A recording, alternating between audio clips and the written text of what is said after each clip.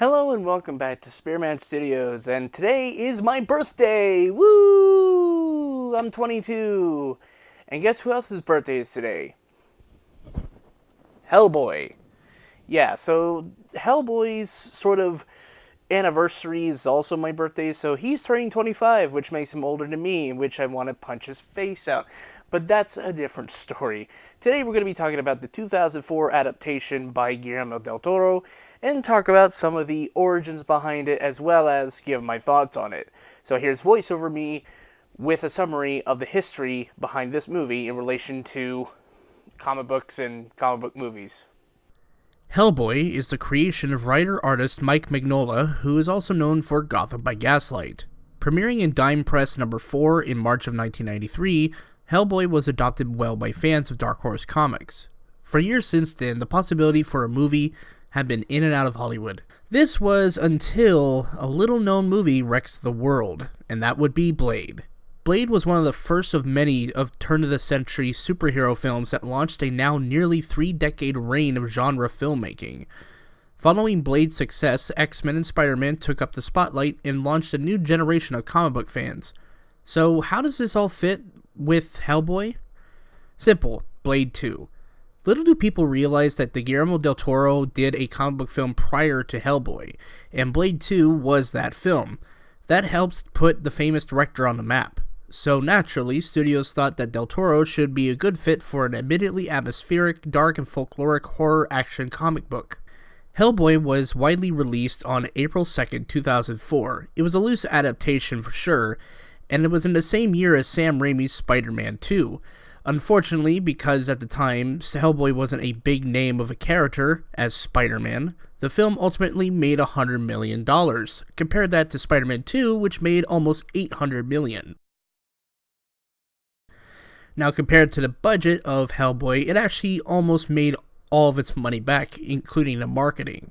Fortunately, though, people seemed to like what they saw. A majority of critics and audiences liked the film. Hellboy did gain a sequel, which I won't talk about in this video, and for years after, the possibility of a finale to the Hellboy trilogy was uncertain, and it appears that they scrapped the idea in favor of a David Harbour reboot. So now you know all the history behind it, or at least some of the history behind it, because, can't rely on me to fact check anything. Anyways, so my thoughts on our movie is that Hellboy is not exactly the most special comic book movie out there. Yes, it came during the time of the golden age of superhero movies, when they were back in popularity, I should say. But as it kind of stands, it's not really something that fully stands out aside from characters and the setting. There really isn't anything really to differentiate itself from a lot of the comic book movies of the time. You have a grim atmosphere at the time. It kind of leans in more towards the comic book elements. Although the thing that keeps it from, being the same as everything else is the characters and situations. Yeah, it's mostly formulaic in certain aspects, but this is a pretty different type of film.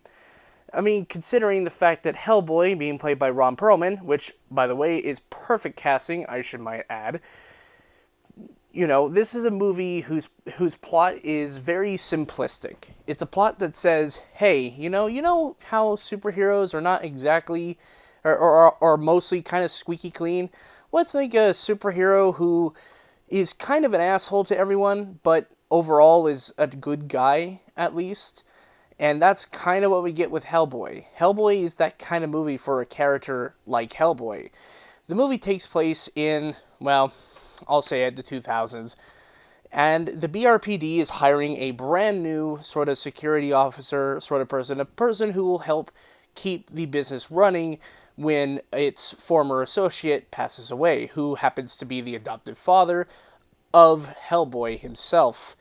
Hellboy, played by Ron Perlman, is a spiteful, funny jackass character who's very full of himself in certain aspects, especially when it comes to certain things like going in head first without anyone to back him up. In terms of trying to fight monsters, he usually fights it by himself, but sometimes he has, characters that he looks out for, especially his father, who he's estranged from, a lady played by Selma Blair, who could fire blue flames out of her hands, and also a security guard that used to be, his buddy until he died, of course. This movie, I feel, is very much of a Guillermo Del Toro movie. A lot of the stuff that happens in this movie, in terms of the folklore and whatnot, I think is perfectly geared towards the style that Guillermo Del Toro has. And some of that stuff, in terms of the creature designs and whatnot, was definitely a big influence on things like Pan's Labyrinth, which came out 2 years after this film specifically. The tone and the atmosphere of the film, a large part of it anyway, feels very, contained. It has a mix of dark elements, especially with monsters trying to go on the loose and kill people. But it also has its moments where it takes some downtime to get to know the characters, especially during scenes like Hellboy stalking his former flame, pardon the pun, as her and the new security guy are going on a date. It helps to bring in a bit more of a little bit more humanity, a little bit more, level-headedness to the entire picture, which is mostly over the top, I would say. There are certain sequences that are pretty over the top, especially the finale with the giant squid and Rasputin, becoming that giant squid. I should also mention that Rasputin as a character is not necessarily the most interesting character, especially since we don't really get to know a lot about this character. Only that he wants to bring the destruction of the world, and he helped the Nazis, which also brings up a very fun thing to talk about. In modern media, we tend to discuss Nazis with magic. I mean, you have stuff like the Red Skull with the Cosmic Cube. You have the Nazis in Indiana Jones, doing all the, magic stuff with the Ark of the Covenant and the Holy Grail. And then you have like things like Overlord or Black Ops Zombies, in which the zombies themselves are a product of Nazi experimentation. And it just, parts of it I can understand, because like in real life, Nazis, were interested in science and the occult, things like that. But this kind of goes a little bit far. I mean, we've seen a lot of it recently in recent years. So it begs the question, what is media's fascination with that? I'm just wanting to pose the question. I don't really have any other thoughts on it. I just wanted to help pose that question, so just make of it what you will. The movie also has some pretty good side characters, like Abe. Abe's a half man, half fish, who has the power to intuit things. Like, if he touches something, he can sense a lot of things. He's extremely smart, and he's played by Doug Jones, who would also later go on to play the eyeball hand guy from Pan's Labyrinth. Ooh. The movie overall is very fine, I would say. As an early 2000s superhero movie, it definitely fits in with the genre. It definitely fits with that tone. And one thing, though, that I kind of worry about with this new reboot of sorts, with the Hellboy reboot, is the color of Big Red. Like, Hellboy in this movie is perfectly red, like crimson red. It is so saturated. It's a saturated color that it perfectly matches the artwork of Hellboy. One thing, though, that I've seen recently when it comes to those trailers for Hellboy is that he's not exactly the most red. Like, he's red, but he's not... It's like they have a pinkish red added to it. Like, it's not very natural red, like an actual demon. But one thing that, I like from the comics is this sense of dread in certain cases, and they kind of match it in one of the scenes that they do things with. Jeffrey Tambor is also in this film. Jeffrey Tambor plays this military guy who's just like a complete and utter dick to everyone, like including Hellboy. Like, he's not a big fan of Big Red at all. He's just not. And over time, he begins to kind of warm up to the guy, right? Not exactly in the best places by the end, right? And even that's continued on through Hellboy 2, The Golden Army. But when it comes to, his character, he can be kind of an asshole, but he's a very enjoyable asshole. He's enjoyable, right?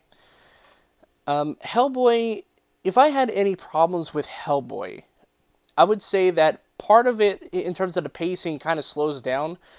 Like, like while I do like the scene where Hellboy stalks his former flame as her and this new guy go out on a date, while I do like that scene, it kind of takes away from the main plot.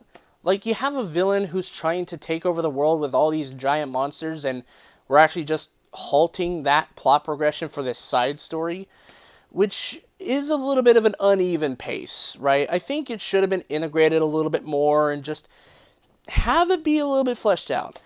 Other than that, I really don't have a lot of qualms. I like the monster design. I like Hellboy. I like the movie. It's not great or anything, but I think it was okay for what it was at the time.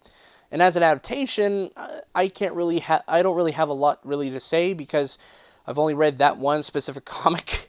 But I've heard from fans of the comic that it's a loose adaptation of the comics. So make of it what you will. You know, whether or not it is a true comic accurate movie is all up to you. But I think as a comic book movie, I find it entertaining. There's some fun bits here and there, and Hellboy can even get me a laugh every once in a while because he's a really cool character. I think Hellboy's a really cool character, and I'm not exactly excited for this new one that's coming out, but when it does, I'll be there to see it, I guess. So yeah, so those are my thoughts on Hellboy. What do you think of the original Hellboy? Do you think it's a product of the times that it needed a reboot, or do you think that it should have had like the third movie that it should have had? Who knows? What are your main thoughts on the original Hellboy? That's what I want to know. And hopefully I'll be able to see it in April. So I can't wait to discuss more with you guys, and I'll see you guys in the next video.